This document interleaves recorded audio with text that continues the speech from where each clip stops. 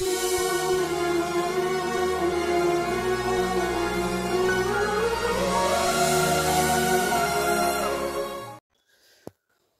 పరిశుద్ధ నామంలో మీ అందరికీ మా హృదయపూర్వక వందనాలు.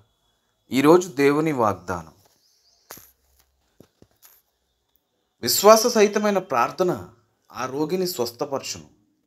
యాకోబు రాసిన పత్రిక 5వ అధ్యాయం 15వ వచనం.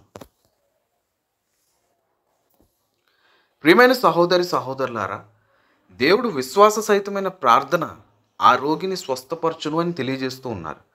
మనలో దేవుడు నాకు స్వస్థత కలగజేస్తాడు అన్న నమ్మకం ఉంటే ఖచ్చితంగా నీవు స్వస్థతను చూస్తావు.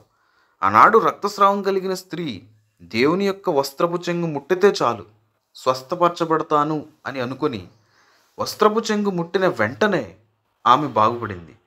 వెంటనే దేవుడు ఆ స్త్రీతో, నీ విశ్వాసమే నిన్ను స్వస్థపరిచింది అని సెలవిస్తారు.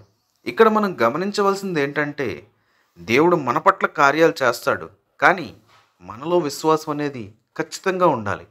అప్పుడు దేవుని కార్యాలు మనం చూడగలం. దేవుడు మనకి ఆరోగ్యం కలగజేయాలి అంటే ఆయన రెక్కల నీడను ఆశ్రయించాలి. దేవుని యొక్క రెక్కల నీడను శరణుజొచ్చి ఉండాలి. దేవుని రెక్కల చోటన దాగుకొనాలి. దేవుడు మనకి మేలు చేస్తేనే ఆయన దగ్గరికి వెళ్ళడం. దేవుడు మేలు ఆలస్యం అవుతుందని అనిపిస్తే దేవుణ్ణి ప్రశ్నించడం కొందరు చేస్తూ ఉన్నారు. అది సరైన పద్ధతి కాదు. దేవుడు నీ పట్ల కార్యం చేయడానికి నీ యొక్క నిరీక్షణను పరీక్షిస్తాడు.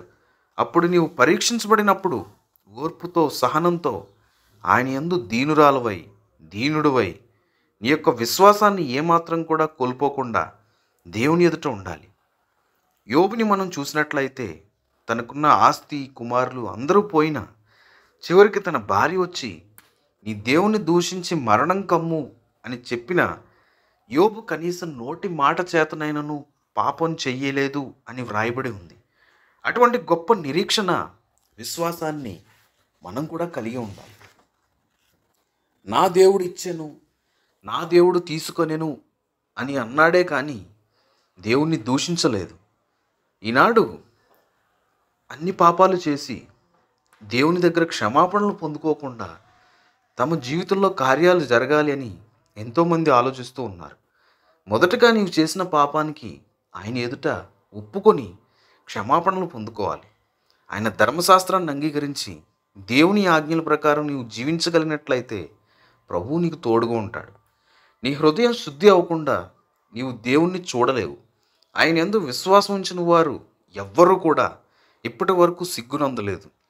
నాకు దేవుడు మేలు చేస్తేనే నేను దేవుణ్ణి నమ్ముతాను, లేదంటే నమ్మను అని అనుకోకూడదు. అటువంటి ఆలోచనలు నీ హృదయంలోంచి పూర్తిగా తీసివేయాలి. నీవు ఆయన యందు పూర్తి విశ్వాసం ఉంచాలి. మన పూర్వీకుల విషయంలో చేసిన మేళ్లను ఒక్కసారి గుర్తు తెచ్చుకొనండి. నేడు నీ జీవితంలో కూడా ప్రభువు గొప్ప మేలు చేయబోతున్నాడు. ప్రియ సహోదరులారా, గర్విష్ఠులను, అహంకారులను అణచివేసి ఆయన యందు భయభక్తులు గలవారిని తప్పక ఆశీర్వదించునని మలాకి ప్రవక్త మలాకి గ్రంథంలో తెలియజేస్తూ ఉన్నారు. ఆయన పట్ల నమ్మకంగా ఉన్నవారిని మంచితనంలోనూ, దీవెనలోనూ, రక్షణలోనూ, స్వస్థతల్లోనూ దేవుడు వారిని నడిపిస్తూ ఉంటాడు. నీవు కూడా మేలైన దాన్ని తెలుసుకున్నావు కాబట్టి ఆయనకు లోబడి జీవించినట్లయితే ప్రభువు నిన్ను ఒక ఉన్నతమైన స్థానానికి చేర్చుతాడు. అటువంటి మహా గొప్ప ధన్యతని మీరందరూ పొందుకోవాలని మనస్ఫూర్తిగా కోరుకుంటున్నాం. ప్రార్థన చేసుకుందాం. అందరూ కూడా ప్రార్థనలో ఏకీభవించండి. మమ్మల్ని మిక్కిలిగా ప్రేమించిన మా ప్రియ పరలోకపు తండ్రి, మీ ఘనమైన నామానికి వేలాది వందనాలు, స్తుతులు, స్తోత్రములు చెల్లించుకుంటున్నాం. ప్రభా, ఎన్నో సంవత్సరాలుగా ప్రభా బిడ్డలు ఎన్ని హాస్పిటల్స్ తిరిగినా, ప్రభా ఎన్ని మందులు వాడినా, ఎన్ని ప్రదేశాలకు వెళ్ళినా ఎటువంటి ప్రయోజనం కనిపించట్లేదు. ప్రభా, ఈరోజు తండ్రి ప్రార్థనలో ఏకీభవిస్తున్న వారు యందు విశ్వాసం ఉంచితే ఎలాంటి మేలులు పొందుకోవచ్చో తెలుసుకుని ఉన్నారు నాయన. తండ్రి, ఆ బిడ్డలు విశ్వాసంతో ప్రార్థనలో ఏకీభవిస్తుండగా శరీరంలో ఎక్కడైతే స్వస్థతను పొందుకోలేదో, ఏ వ్యాధి చేత బాధపడుతూ ఉన్నారో, బిడ్డలకు ఉన్నటువంటి ప్రతి వ్యాధిని, ప్రతి బలహీనతని ఇప్పుడే ఈ క్షణమే మీరే తీసివేయమని, సంపూర్ణ స్వస్థతను మీ బిడ్డలందరికీ అనుగ్రహించమని వేడుకుంటున్నాం. ప్రభా, నీ విశ్వాసమే నిన్ను స్వస్థపరచునన్న వాగ్దానం మా జీవితంలో నెరవేర్చండి ప్రభా. మీ యందు పూర్తి విశ్వాసం ఉంచుతున్నాం నాయన. శరీరంలో ఉన్న బలహీనతలను తొలగించండి. శరీరంతో మిమ్మల్ని స్తుతించడానికి కావాల్సిన శక్తిని మీ బిడ్డలకు ప్రసాదించండి ప్రభా. మా శరీరాన్ని వ్యర్థమైన పనుల కోసం వినియోగించుకోకుండా మీ కార్యాలు చేయడానికి, మిమ్మల్ని స్తుతించడానికి, మిమ్మల్ని ఆరాధించడానికి, మిమ్మల్ని గణపరచడానికి మాకు అనుగ్రహించమని వేడుకుంటున్నాం ప్రభా. మా ప్రార్థనలో మాలో తప్పులుంటే క్షమించండి. ఈ ప్రార్థనలో ప్రభా ఎంతమంది బిడ్డలు బలహీనంతో ఉన్నారు, ఏ అవసరతల చేత బాధపడుతున్నారు, వారి జీవితంలో ఇంకా మీరు మేలు చేస్తారని ఆశతో నిరీక్షిస్తున్నారు. ప్రతి నిరీక్షణకి తగిన ప్రతిఫలాన్ని అనుగ్రహించండి. ఆ బిడ్డల జీవితంలో గొప్ప కార్యాలు జరిగించండి.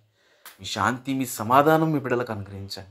మీ దీవెనలతో నింపండి. పరిశుద్ధాత్మ శక్తిని మీ బిడ్డలందరికీ అనుగ్రహించమని, ప్రార్థనలో మాలో తప్పులుంటే మమ్మల్ని క్షమించమని, ఆ ప్రార్థనకి ప్రతిఫలాన్ని అనుగ్రహించమని తండ్రి, కుమార, పరిశుద్ధాత్మ నామమున మిక్కిలి వినంగా ప్రార్థించి అడుగు వాటినెల్లను మనస్ఫూర్తిగా పొందుకుని ఉన్నామని నమ్మి విశ్వసిస్తున్నాం పరమ తండ్రి.